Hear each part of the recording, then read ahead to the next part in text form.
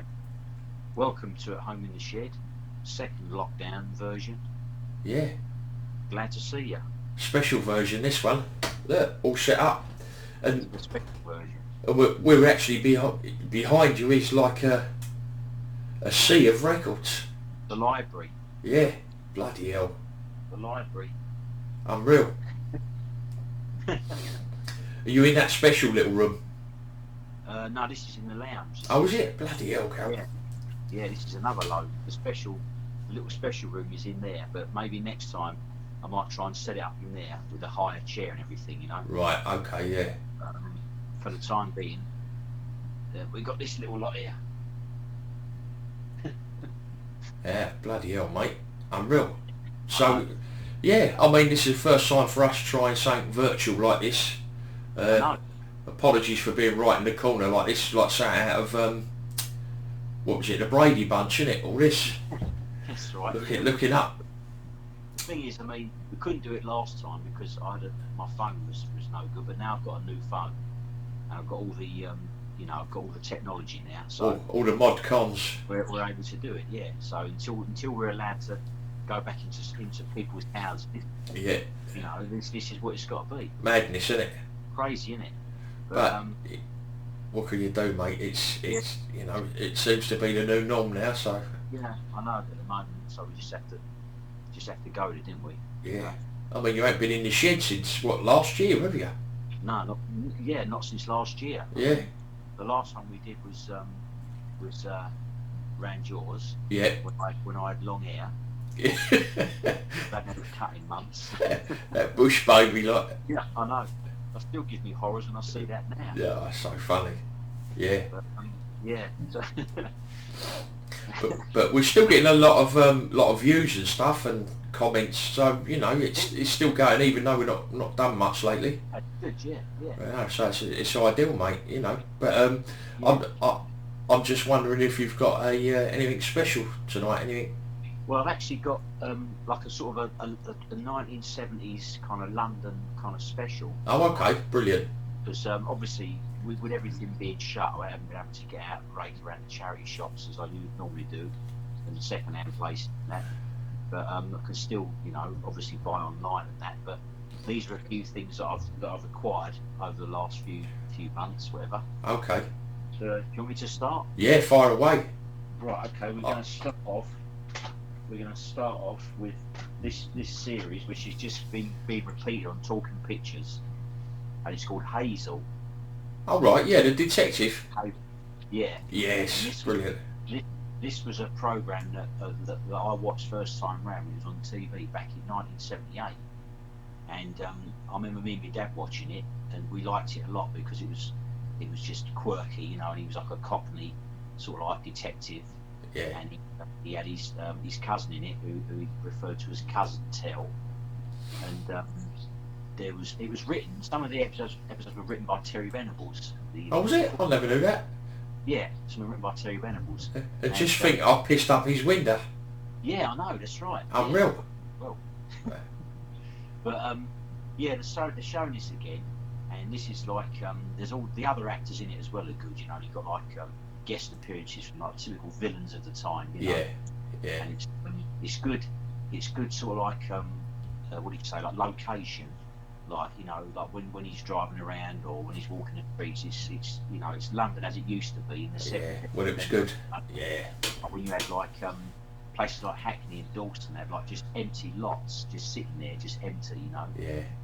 Now that it's all been built on, but back then it was just like a empty thing with a barrel on fire or something. Probably end up going back that way. Yeah, it wouldn't be surprising. Yeah.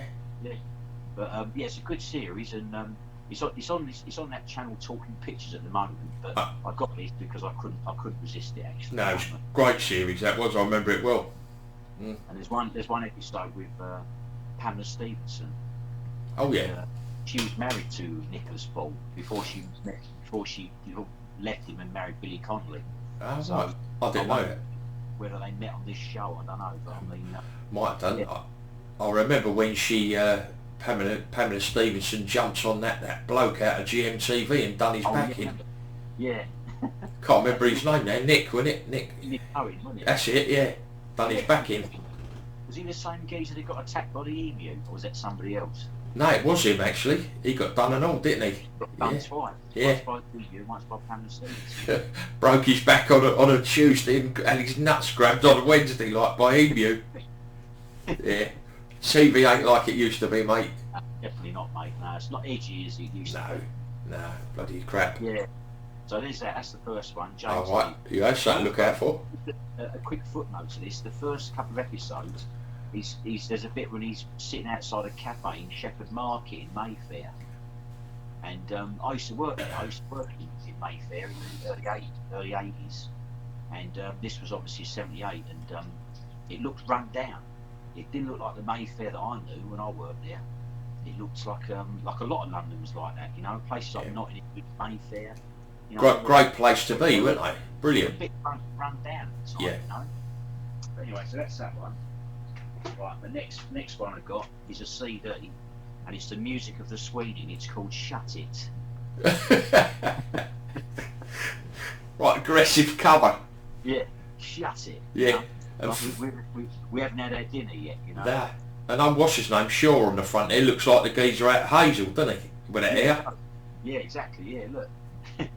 But this is good. It's the music of the Sweeney, so it's obviously, you know, the main tunes, you know, and that. Yeah. But also all the incidental music that used to be like when you'd be watching it, there'd be like a bit of drama going on, there'd be a bit of music in the background, and it's all written by people like who wrote what they call library music. So these were like records that were made specifically for shows, you know. Yeah. And the guy's called Johnny Hawksworth, Brian Bennett. Herbie Flowers, who's a bass player, but I listened to it and it's quite good. A lot of it sounds a bit like the old blaxploitation movies, you know, that kind of funky music, you know. Yeah, funny enough, watching Chips earlier, it's quite, you know, funky, that sort of music in Chips as well, you know. Yeah. Like even when they're chasing people, like in the actual show itself, Yeah, it's that sort of, you know, heavy bass. It is. You know? It's good. I love Chips. Yeah. There's one episode where Ponch enters a disco dance competition. It's quite good. It's a typical disco thing, you know, because it was at the time of Saturday Night Fever, I suppose. Yeah. But, No, it's brilliant, mate. Right, then we have, this is a British thriller that was made in about the early 80s. It's called Slayground. Okay.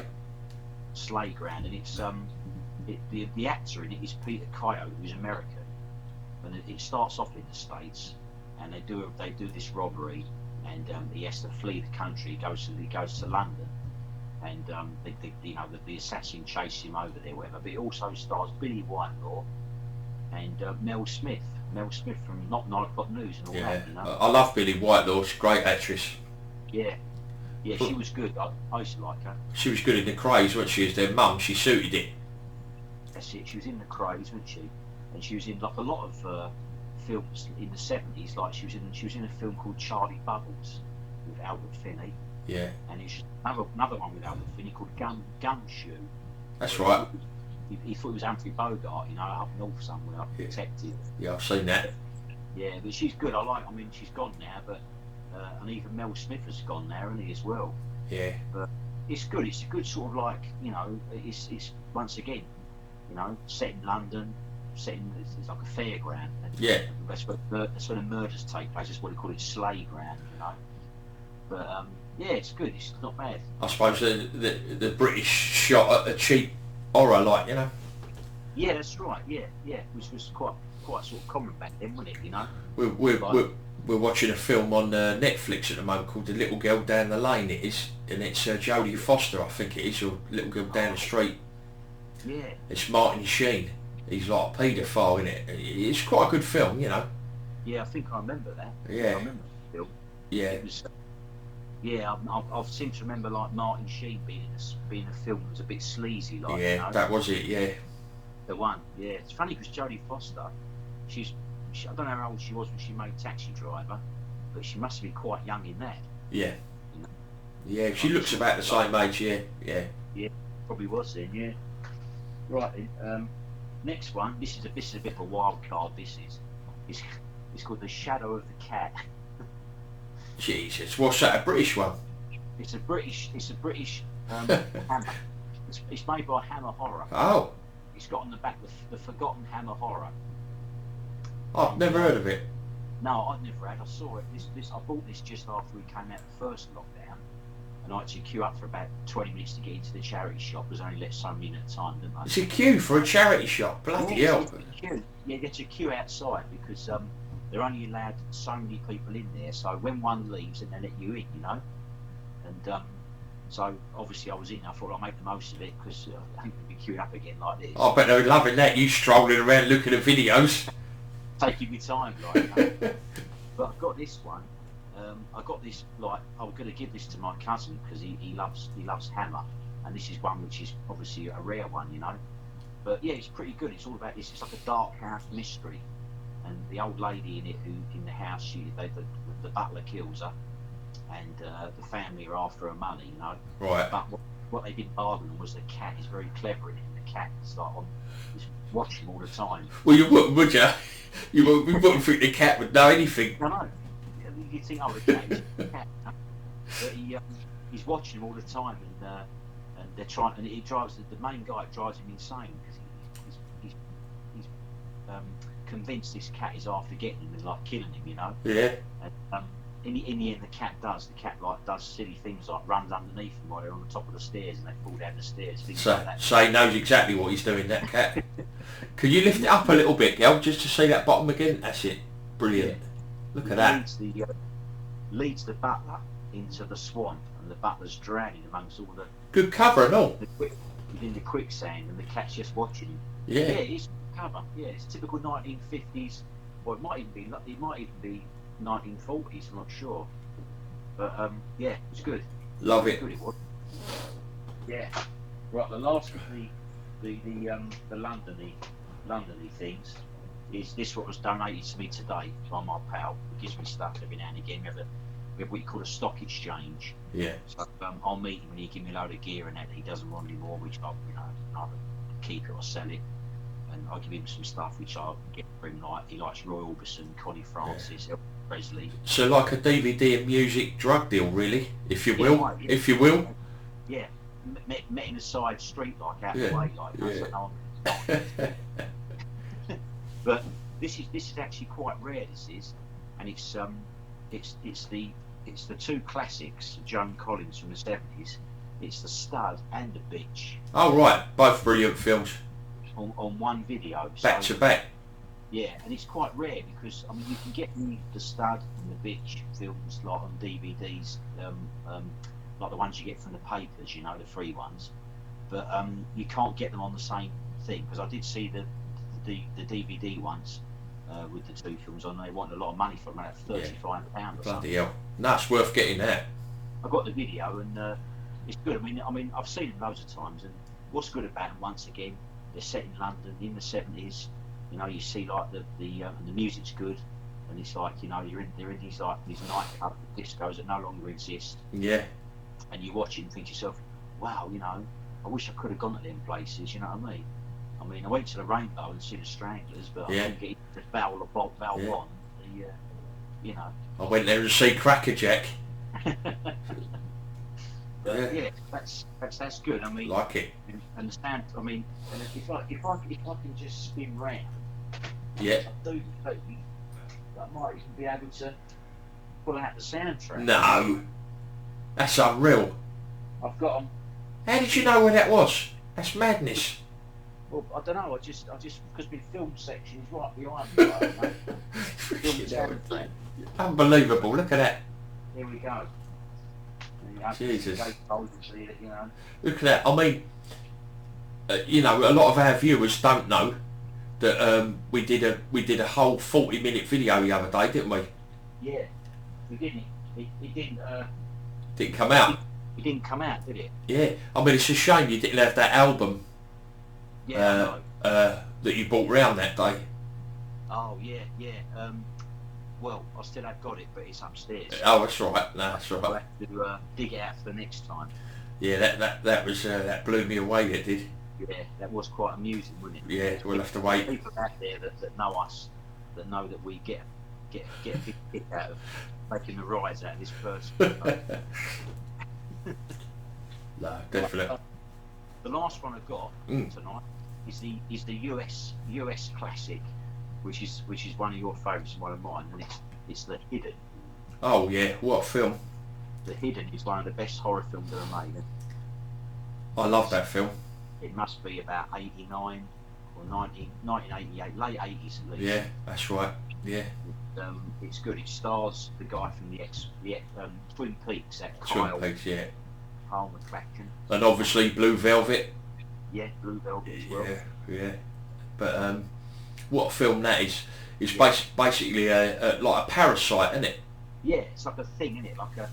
Like a sort of a parasite that gets into people, doesn't it, and turns them into homicidal maniacs. That's right. Yeah, and you have to kill, didn't you, to pass it on to the next person? Yeah, that's it. Yeah. And there's those two guys in the front of the two cops that are on the pursuit of the guy who's got it, but then he dies and passes it on to somebody else. And yeah. And there's one bit with some sort of stripper. Yeah. Strip. She gets it and goes on a wild spree. So unbelievable. Yeah. Brilliant. What a film that is. If anyone hasn't seen it, it's a good old classic, that one. I mean, and it'd be rude not to turn around and say, let's just pull a random album out. Just a random? Yeah, a random album. Whatever it is. It is with one that's obscure. Go on. Okay, just spin round. And let's just go for Leroy Gomez. Hell. I did literally just pick it out of nowhere. What's it like? Is it good? Yeah, it's not bad. Good album actually. What is it? It's disco. Yeah. Like the guy used to be in a group called Santa Esmeralda. Right. Santa Esmeralda. So I'm just not going to have to show you. This is the worst. This is the worst album cover I think that you're ever going to see. And it's called Beauty and the Beast. Look at that. What's that meant to be? It's shocking, isn't it? It's like a geezer with like a Dracula, like a werewolf chops or something. And I bet you even remember where you bought that, didn't you? Yeah, I got this in that record shop we used to go in Whitecross Street. I knew you was going to say that. I don't know why. Yeah, that Whitecross. Weird that. Yeah. Maybe I remember it. The shop was called Golden Grooves. That's right. And he had it underneath in brackets. We've got the grooves that made your granny move or something stupid like that. But I wonder if he's still there. No, he's not there anymore. But he does still sell. He sells on Discogs, and he's an ambulance man now. He's a paramedic. Oh, weird. But he sells the records on the side, like as a sideline. Did you talk to him and that to say you used to come in there? Yeah, because I looked on there once and I saw Golden Grooves, but once the same guy. Yeah. And I messaged him and he said, was him? He said, yeah, that's right, I remember you. He said, you used to buy the disco records because he had loads of... Still remembers you, like... Yeah, he had loads of good stuff. He had stuff in there which he must have bought a collection and he was knocking them out for really cheap, and some of them were like quite sought after. Unreal, wasn't it? But that Leroy Gomez at Santa Esmeralda, there's a track by them called Don't Let Me Be Misunderstood. Yeah. And it was in the film Kill Bill. That's it. I know it. Yeah, because I like it. Yeah, I like that. But yeah. No, it's unbelievable. But I was talking to James in the week about Sammo Hung and American Ninja. And it was all them sort of 80s ninja films and kung fu and that, you know. Yeah. And that's Cynthia Rodrock. Yeah. Rodrock. Yeah. Yeah, she was good. Yeah, but it was talking about like when first Jackie Chan first came out on the scene, and it was all them sort of old comedy sort of kung fu films. My dad loved them, he did. Yeah, that's right, Jackie Chan. What was that one? Drunken Master. That was his favourite. It was brilliant. It was funny, it was good, everything, you know what I mean? They were good. They were like I said, they were just like fun, weren't they? Yeah, and it was a time where everyone was talking about that sort of stuff, martial arts and that, you know. Yeah, it was, yeah. And at the same time, we were chatting about Lucinda Dickey from Breakdance. Oh, yeah. Yeah, you know, it was quite interesting. But, yeah, I mean, them days are long gone, I'm afraid, you know. I I know it's a shame. It's only people like us that remember it. Yeah. You know, and well, there's loads of people, loads of people that are into it. Even some young people are into, you know, the old stuff and that. But it's not Retro. the same. They'll never be able to get the buzz of going to a video rental shop, Nah. picking up Best of the Best 2, or it's like Cynthia Rothrock, like one of her kung fu martial art films. And the other one, we've got a video. It's called Eve of Destruction. That's Oh yeah, yeah. Say hello. Yeah, brilliant film that was. yeah, But no, it's it. I mean, I'm hoping this will come out. yeah. But I don't know if I'll be able to put any bells and whistles on it. I might have to just put it up, you know, raw, vanilla, as they say. That's it. You know? Yeah. I mean, if we can't put any clips up or anything, don't worry about it. Yeah. I mean, you know, it's we don't want to, you know, test temptation, like you know, just basically it goes down again. Exactly. Well, I'm gonna stop the video there, guys. Right. And thanks for all watching.